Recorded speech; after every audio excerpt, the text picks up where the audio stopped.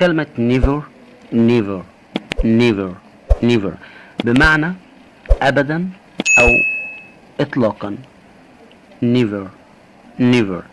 كلمة mind mind mind mind فهي بمعنى عقل أو مانع أو صواب.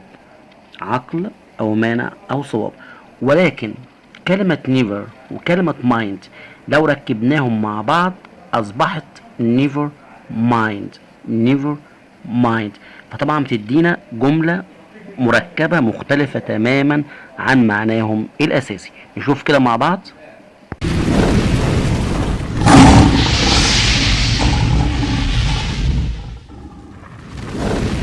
never mind never mind never mind يعني كبر دماغك.